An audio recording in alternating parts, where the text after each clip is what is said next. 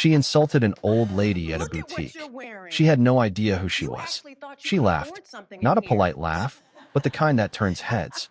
Right there in the middle of the Look at what you're boutique, she wearing. pointed at the old You woman's actually worn-out thought you could dress and afford said, something in here. "Are you even sure you can afford anything in You here?" don't belong The here. store went quiet. Besides, I'm The old sure you lady can't didn't afford argue. anything here. She didn't get angry. She simply looked at her and smiled. Calm, I'm unshaken. sorry, That but smile your should have been a attire is warning. not But the appropriate young for this woman didn't establishment. notice. I She kept see. talking, louder this time, drawing even more Well, I'm attention. very sorry That's for when the the manager came inconvenience she has running. caused Not you. to stop the old We will woman, take but to responsibility to apologize see to and her, settle this issue. respectfully, nervously. And Well, what he I'm said very sorry next for the made the inconvenience laughter she has disappear caused you. instantly. We will Because take the old woman she had responsibility just and see we mocked, settle this she issue. wasn't just a customer. She was the Well, owner I'm of the very entire sorry for the store, a inconvenience she has billionaire. caused you. And in that We moment, will take everything changed. responsibilities and see we Before settle we this get into issue. this story, please hit the subscribe button and like our video. It helps the channel grow. And drop a comment below. Let me know if you're watching from the United States, Canada, the United Kingdom, or any other country. Let us know how far our video has traveled, because what you're about to hear is a story about pride, humiliation, grace, and the kind of quiet power that most people never see coming until it's already too late. Now let's get into this. There is a certain kind of woman who has never been told no. Not in a meaningful way, not in a way that stuck. And Tara Langston was exactly that kind of woman. She was 29 years old, with the kind of confidence that filled a room before she even walked through the door. She had grown up in a comfortable suburb of Nashville, Tennessee, the only child of parents who gave her everything she asked for and apologized whenever they couldn't. She had been told she was beautiful so many times that she had started to believe it was a kind of currency, something she could spend wherever she went. And most of the time, the world agreed with her. She moved through life like someone who had read a script that always ended in her favor. She had a decent job in marketing at a mid-sized firm downtown. She had an apartment she had decorated within an inch of its life, full of things she had bought to be seen rather than used. She had friends who were really just mirrors, people who reflected back the version of herself she most wanted to see. She was not cruel, exactly. That word feels too deliberate, too chosen. But she was careless. The kind of careless that comes from never having consequences catch up to you. The kind that makes you say things out loud that most people only think because you have never once been made to account for them. On the morning of October 14th, a Tuesday, Tara had taken a long lunch break from work. She had told her manager she had a dentist appointment, which was a lie, but a comfortable one. She wanted to stop by Whitfield and Lane, a boutique on the east side of downtown Nashville that had recently opened to a wave of quiet, expensive excitement. The kind of store that doesn't advertise loudly. The kind that doesn't need to. Whitfield and Lane occupied a converted townhouse on a tree-lined street. The kind of building that looked like it had been standing there since before the city grew up around it. Inside, the walls were a warm cream color, and the lighting was soft and golden, like late afternoon sunlight filtered through linen curtains. There were fresh flowers on a marble table near the entrance, white peonies, changed every morning. The clothes on the racks were spaced deliberately, each piece given room to breathe. It was the kind of place that made you feel, the moment you stepped inside, that you had arrived somewhere that mattered. Tara loved places like this. She walked in wearing a fitted blazer and heels, phone already in hand, scanning the room with the quick, evaluating eye of someone deciding whether a place was worth her time. There were only a handful of other customers inside. A woman near the back trying on a jacket, a couple browsing near the window, and near the center of the store, standing very still beside a rack of winter coats, an old woman. She was somewhere in her mid to late 70s. Small, fine-boned, the kind of woman who must have been striking in her younger years, with sharp cheekbones and pale blue eyes that still held something attentive and aware beneath the softness that age had layered over them. Her white hair was pulled back simply, without fuss, and her dress, a plain navy dress, slightly faded at the hem, the fabric worn soft from repeated washing, was the kind of clothing that said nothing about money and everything about someone who had simply stopped caring what clothing said. She was holding a silk scarf up to the light, not examining the price tag, just looking at the color, the way the light moved through it. There was something peaceful about her, something unhurried in the way she stood there that was completely at odds with the energy Tara carried through the door. Tara noticed her immediately, and something about the old woman, the plain dress, the sensible flat shoes, the way she didn't look up when Tara entered, Something about all of it rubbed against Tara the wrong way. Not for any logical reason. Just the way some people's calm can irritate someone who has never learned to be still. Tara moved closer to the rack nearest the old woman. She started flipping through the coats without really looking at them, glancing sideways instead. The old woman was still studying the scarf. She held it gently, her fingers careful, like someone who had handled delicate things for a long time. Tara reached past her, closer than necessary, and pulled a coat off the rack. She held it up, turned it around, then made a small sound of approval. The old woman didn't react. Tara put the coat back, moved a little closer. "That scarf is $400, Tara said, not looking directly at the old woman. Her voice was light, conversational, but the edge beneath it was deliberate. "Just so you know." The old woman turned her head slowly and looked at Tara. She didn't say anything. "I'm just saying," Tara continued, a smile playing at the corner of her mouth. "This store is a little steep for most people." The old woman looked at her for a moment. Then she looked back at the scarf. That should have been the end of it. But Tara wasn't done. Something about the old woman's silence felt like a challenge, like indifference. And Tara had always responded to indifference by getting louder. She turned fully now, one hand on her hip, looking the old woman up and down with the slow, deliberate assessment of someone who knows they are being watched and wants an audience. "I mean, honestly," Tara said, her voice carrying now, clear enough for the other customers to hear. "Are you even sure you can afford anything in here?" She laughed. It wasn't a small, embarrassed laugh. It was full and sharp, the kind that lands in a room and doesn't leave. One of the salesgirls near the counter looked up. The couple by the window turned. Even the woman at the back, halfway into a jacket, paused. The store went quiet in the particular way spaces go quiet when everyone has heard something they cannot unhear. And the old woman turned to look at Tara, not with anger, not with embarrassment, not with the flustered, retreating expression that Tara had, perhaps unconsciously, been expecting. She looked at her with those pale blue eyes, calm and clear and completely steady. And she smiled. It was a small smile, barely there, but it was the most unnerving smile Tara had ever received because it contained absolutely no hurt in it. No shame, only something that looked, disturbingly, like recognition. Like the old woman had seen this exact moment before, from this exact distance, and had long since decided what it meant. Tara's laugh faded. She opened her mouth to say something else, because she always had something else, but the words didn't come. There was a sound from the back of the store. Quick footsteps. The particular rhythm of someone moving with controlled urgency, someone who had been told something and was responding immediately. The manager appeared from behind a curtained doorway at the far end of the room. His name was Patrick, and he had managed Whitfield and Lane for 3 years. He was a composed man, in his late 30s, the kind of person who handled difficult customers with a practiced, professional grace that never broke. He had dealt with complaints, with demanding personalities, with people who made his staff cry in the stockroom afterward. But what happened next was not what any of those people had come to expect. Patrick did not walk toward Tara. He walked directly to the old woman. And when he reached her, he stopped. And he bowed his head. Not a casual nod. A real, deliberate bow of the head. The kind that means something. "Mrs. Whitfield," he said, and his voice was low and careful, the way a person speaks when they are trying to hold something steady. "I am so sorry. I just found out you were here. I would have been out immediately if I had known." He was nervous.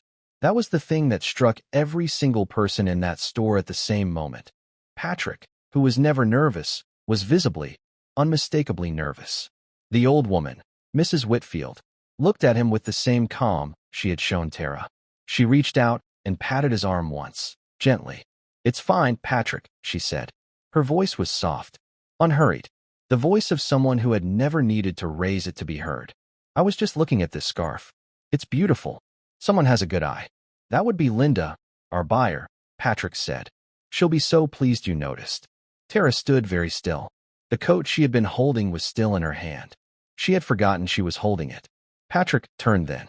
He looked at Tara, and in his expression was something that Tara had never quite seen directed at her before.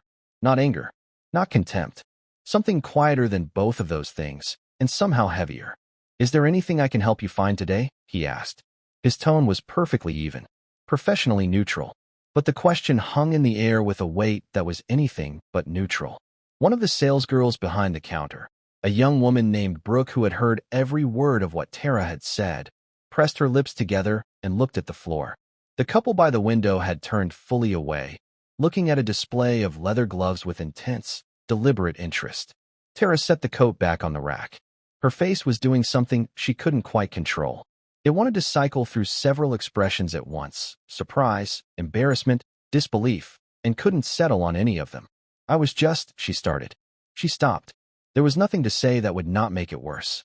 Mrs. Whitfield had already turned back to the scarf. She held it up to the light again, considering the color, as though the last 4 minutes had not happened at all. Tara picked up her bag. She walked out of Whitfield and Lane without buying anything. And for the first time in a very long time, the door closing behind her did not feel like an exit. It felt like a conclusion. Now here is where this story gets deeper. Because what happened in that boutique was not just a moment of embarrassment. It was not just a woman getting her comeuppance in a satisfying, movie-style reversal. That is too simple, too clean. What happened in the days and weeks that followed revealed something much more complicated, about pride, about identity, about what it actually means to hold power and what it means to lose it. Let's go back to the beginning. Not Tara's beginning, the other one. Ruth Whitfield was born in 1948 in a small town in rural Kentucky, the third of 6 children. Her father worked a lumber yard. Her mother sewed alterations for other people's clothing because it was the one skill she had that other people would pay for. They were not poor in the way that headlines describe. They were poor in the quiet, grinding way that most people never talk about. The kind of poor that means your shoes are too small for 3 months before anyone can afford new ones, and you learn not to mention it. The kind that means you understand, before you are old enough to understand most things, that the world has already decided what box you belong in, and getting out of it will require something more than hope. Ruth was a serious child, watchful. She had her mother's fine bone structure and her father's stubbornness, and she combined them in a way that made her, from a very early age, someone who could sit in a room full of noise and remain completely inside herself. She was also, quietly, brilliant. Not the kind of brilliant that gets noticed right away. She went to a public school that was underfunded and overcrowded, and she had teachers who were doing their best with not nearly enough. But she read everything she could get her hands on. She kept notebooks, small, cheap ones that she filled with observations about how things worked, how businesses worked, how money moved from one hand to another, and why some hands held on to it longer than others. At 17, she got a job at a fabric shop in town. It was supposed to be temporary, something to help the family while she figured out what came next. But standing in that shop, surrounded by bolts of fabric, she felt something sharpen in her. She noticed what people bought and what they touched but put back. She noticed which fabrics made women's faces change when they felt them, that moment of softness, of wanting. She noticed how the shop was laid out and how it could be laid out better. She started making suggestions to the owner, a man named Gerald who was pleasant but not particularly imaginative. Some of her suggestions he ignored. Some he tried. The ones he tried worked. Sales in her section increased. He gave her a small raise, but no credit. She filed that away. At 22, she married a man named Tom Whitfield. Tom was a good man, patient, steady, the kind of man who showed up. He worked in insurance and made a modest, reliable income. He believed in Ruth before he fully understood what he was believing in. In 1974, when she was 26 years old, Ruth opened a small fabric and notions shop out of a rented space on the ground floor of a building in Nashville. She had saved for 4 years to do it. The space was narrow and the rent was not cheap. Tom thought she might be moving too fast. Ruth thought she had already waited long enough. She called it simply Whitfield's. The first 2 years were hard. There were months where she calculated to the dollar what could be spent and what could not. There were mornings she opened the shop not knowing if the day would cover the cost of staying open. Tom's income kept them from going under. She never forgot that. Later, when people wrote articles about her and used words like self-made, she would always correct them. Tom kept us afloat while I found my legs, she would say. That matters. But she did find her legs. By 1979, Whitfield's had expanded into the space next door. By 1985, she had 3 locations. She had developed relationships with fabric suppliers that her competitors couldn't access because she had spent 15 years being reliable and precise and always paying on time. She had a reputation. In the specific, small world of fabric and textiles in the Mid-South, her name meant something. In 1991, she made a pivot that surprised everyone who knew her. She sold her fabric stores. Not because they were failing. They were thriving. She sold them because she had seen something else. A gap in the market that no one else was filling in the way she believed it could be filled. There was a growing demand for boutique retail in the South that combined quality with warmth. Not the cold, intimidating luxury of department stores. Not the forgettable utility of chain retail. Something in between. Something that felt personal. She used the proceeds from the sale and a line of credit she had built over 20 years to open the first Whitfield and Lane location in 1993. The name was partly hers and partly a nod to the address of the first location. A corner shop on a lane in East Nashville that no longer exists, replaced now by a parking structure that no one looks at twice. That first store was small, curated, warm. She hired people who understood fabric and fit and the specific pleasure of finding something that felt made for you. She trained them herself for weeks before the doors ever opened. And when the doors opened, people came. Not immediately, not in a flood, but steadily, reliably, the way water finds the lowest point. Word moved person to person. Women told other women. Whitfield and Lane developed a following that was less like a customer base and more like a community. By 2001, there were 12 locations across Tennessee, Kentucky, and Georgia. By 2010, there were 34. By 2024, there were 91 Whitfield and Lane boutiques across the United States, a wholesale arm, a private label line, and a real estate portfolio of the buildings they occupied, most of which Ruth had purchased outright rather than leased, because she had learned that lesson in her 20s and never forgotten it. She was worth, conservatively, somewhere between $800 million and $1 billion, depending on the quarter and who was doing the counting. She still drove herself to work in a 7-year-old Volvo. She still wore the same kind of plain, well-made, practical clothing she had always worn. Not because she couldn't afford otherwise, but because she had never cared about clothes as status symbols. She cared about them as craft, as something to be made and worn and appreciated quietly, without performance. She did not travel with assistants. She did not announce her visits to her own stores. She preferred to walk in unannounced, as a customer, and see the thing for herself, how the staff behaved when no one important was watching, how the merchandise was displayed, how the air in the room felt. It was something she had done since the very first store in 1993. And on October 14th, on a Tuesday afternoon, that is exactly what she had been doing at the Nashville East location when Tara Langston walked through the door. Tara did not know any of this when she left the boutique. She knew only what she felt, which was a hot, crawling shame that she was not entirely sure how to categorize because it was so unfamiliar. She sat in her car in the parking structure 2 blocks away for almost 15 minutes without starting the engine. She told herself it was not that bad, that it was embarrassing but not catastrophic, that no one in that store knew her, that the old woman was probably over it already. She told herself these things with the particular urgency of someone who doesn't quite believe them. She drove back to the office. She got through the afternoon. She went home and scrolled through her phone for 2 hours without absorbing anything she looked at. She did not tell anyone what had happened. But the universe, as it sometimes does, had other plans. Brooke was 24 years old, and she had been working at Whitfield and Lane for 8 months. She was good at her job, and she liked it. The customers, the clothes, the specific satisfaction of helping someone find the right thing. She was also, like most 24-year-olds with a phone and an Instagram account, someone who occasionally documented the more remarkable moments of her day. She had not filmed what happened. She hadn't had time, and anyway she wasn't that kind of person. But she had, that evening, texted a friend about it. A long, detailed text, the kind you send when something has happened that you cannot stop thinking about. Her friend had screenshotted it and sent it to someone else. By Thursday morning, a version of the story was circulating on a local Nashville Facebook group for people who lived downtown. By Thursday evening, it had been picked up by a Reddit thread. By Friday, it had been posted to Twitter, where someone had given it the headline, "Woman mocks elderly customer in boutique. Turns out she's the billionaire owner."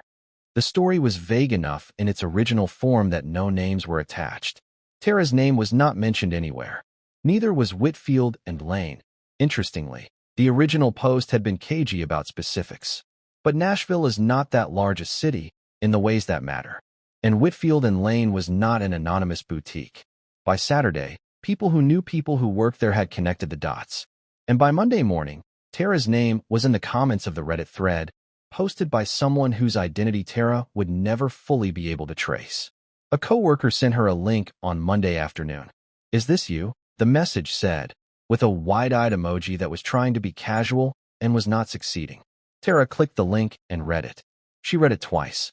Then she put her phone face down on her desk and sat very still for a long time. The comments were not kind. That is the nature of the internet at its worst. It takes a moment that was already humiliating and amplifies it by a factor of thousands, with all the context removed and all the cruelty preserved. People who had not been there, who knew nothing about Tara other than the 4-sentence summary in a Reddit post, wrote things about her that were thorough and enthusiastic in their nastiness. She was called things she would not repeat. She was accused of things that had not happened. The story, as it traveled, gained details that were not true. In some versions, she had physically pushed the old woman. In others, she had screamed at her. In others, there was an entire conversation that had never taken place, full of slurs and cruelties that Tara had not said. She had said enough. She knew that, but she had not said those things.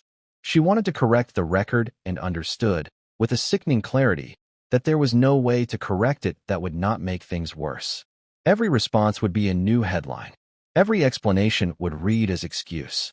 Every yes, but, would be a fresh log on a fire that was already burning without her help. So she said nothing. She went to work. She came home. She said nothing.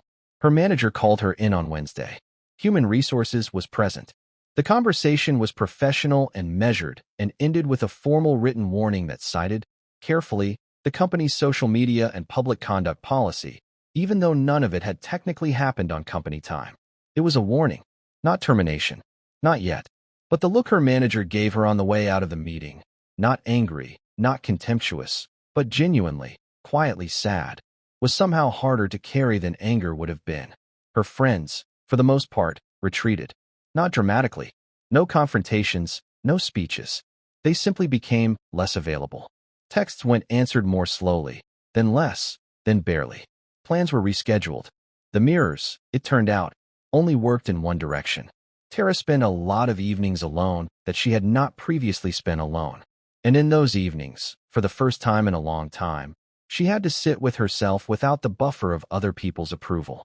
It was not comfortable. 3 weeks after the incident, Tara did something that surprised even herself. She drove to Whitfield and Lane. Not to shop, not to make a scene. She wasn't entirely sure why she went. She sat in her car outside for 10 minutes, watching people go in and out through the glass front door. Then she got out of the car and walked inside. Brooke was at the counter. Brooke recognized her immediately. Tara could see it in the slight shift of her posture, the way her expression carefully arranged itself into professional neutrality. Tara walked to the counter. "I don't know if you remember me," she started. "I do," Brooke said. Her voice was even. Tara nodded. "I wanted to," she stopped. Started again. "What I said to that woman was wrong. I knew it when I was saying it, and I said it anyway. I'm not here to explain it or ask for anything. I just wanted to say that out loud, to someone who was there." Brooke looked at her for a moment. "Okay," she said. It was not forgiveness. It was not warmth. It was simply the acknowledgement of a person who had said something true, and it was, Tara realized, exactly what she deserved. Not a dramatic absolution, not a cinematic reconciliation, just a single, quiet okay. She bought the scarf. The $400 silk scarf that Mrs. Whitfield had been holding the day everything unraveled. She didn't know why exactly. It felt like something. A completion. She paid for it without flinching at the price, which she would have flinched at 3 weeks ago for different reasons. She drove home and sat at her kitchen table and held the scarf in her hands for a while. It was beautiful. Someone had a good eye, Mrs. Whitfield had said. She thought about what it would be like to be a woman who had started with nothing and built something that now stood in 91 cities. Who could walk into her own store and be mocked by a stranger and choose to respond with a smile. Not out of weakness. Out of a depth of security that Tara could not yet imagine and was only beginning, painfully, to understand. There is something worth sitting with here. Something that goes beyond the satisfying reversal, beyond the comeuppance and the Reddit thread and the professional fallout. Ruth Whitfield did not ruin Tara Langston. She smiled. She let Patrick handle it. She bought the scarf, because we will get to that. Yes, and she walked out of the store the same way she walked in. Without announcement. Without drama. She later spoke about that day in a short interview she gave to a Nashville business publication the following spring. She had not planned to discuss it. The journalist brought it up carefully, having heard the story through the same channels everyone else had. And Ruth Whitfield said something that stayed with the journalist for a long time afterward. She said, "I've been underestimated my whole life. When I was young, it happened because of where I came from. When I was middle-aged, it happened because I was a woman in business. Now it happens because I'm old and I dress plainly and I don't announce myself. I've never found it useful to be angry about it.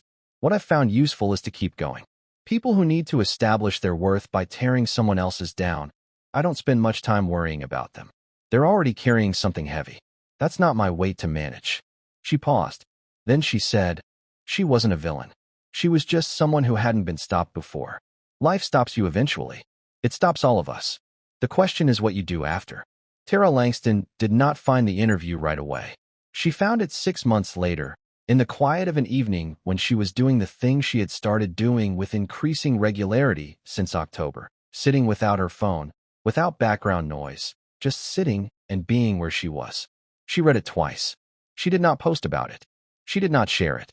She folded it into something private and kept it there. She had changed her job by then, not because she was fired, but because she had asked to be transferred to a smaller office, a quieter role, something that required her to work with real problems rather than crafting images. It surprised the people who knew her. She wasn't sure it surprised her. She had started volunteering on Saturday mornings at a community center 2 miles from her apartment, helping with a program that connected older adults with younger people who could help them with technology, errands, small practical things. It was not glamorous work. It did not photograph well. She had started it for reasons she couldn't fully articulate and had continued it for reasons that were gradually becoming clearer. She had become, in the quiet and private way of someone not performing change but actually undergoing it, someone slightly different than she had been. Not a better person in a made-for-TV way. Not redeemed or transformed or whatever word you'd use for a story that ends cleanly. Just changed. A little softer in the places that had been hard for no reason. A little more careful with the things she said out loud. The silk scarf was on a hook by her door. She wore it sometimes. Not to be seen wearing it. Just because it was beautiful, and she had started to notice beauty in things the way you notice it when you have been scared enough to pay attention. Ruth Whitfield, for her part, continued exactly as she always had. She visited her stores. She drove her Volvo. She attended the quarterly board meetings where people in expensive suits showed her numbers that all confirmed she had been right about something, again. She went home to the same house she had lived in for 30 years, a house that was comfortable and modest by the standards of her wealth and enormous by the standards of her childhood. She still held that scarf she had been looking at in the store. She had, in fact, purchased it that day. It was in her bedroom now, folded on the dresser. She had bought it because it was beautiful, because someone had a good eye. She thought, sometimes, about the young woman who had laughed at her. Not with anger. Not with satisfaction at how the story had unfolded. With something closer to hope. Because Ruth Whitfield had been many things in her 76 years, and she had done many things she was proud of and some things she was not, and she had learned, the hard way, the only real way, that the moments that most expose us are not the moments that define us. What defines us is what we do in the silence after. There is a woman somewhere in Nashville right now who thinks differently than she did a year ago. There is a store on a tree-lined street that smells like peonies and good fabric and something harder to name. There is an old woman who built an empire with her hands and her stubbornness and her willingness to keep going when every reasonable voice said she should stop, and who still walks into her own stores like a stranger, because she has never needed anyone to know who she was in order to know it herself. And somewhere in that story, in the gap between who we perform ourselves to be and who we actually are when the room goes quiet, somewhere in that gap is the most honest question any of us can ask. Not what would you do if you knew who was watching, but what would you do if you knew no one was? That is the real answer to that boutique. That is the thing Tara Langston is still figuring out, quietly, in the way all of us figure out the things that matter. That is the thing Ruth Whitfield figured out a very long time ago, in a small town in Kentucky, in shoes that were too tight, With a mother who sewed other people's clothing because it was the one thing she had that was worth something. Worth is a strange thing. It does not announce itself. It does not need to. Drop another comment and tell us. Have you ever underestimated someone and been completely wrong? Or have you ever been the person in the room that no one saw coming? If you have, tell us your experience in the comment section. We read every single one. Thanks for watching, besties.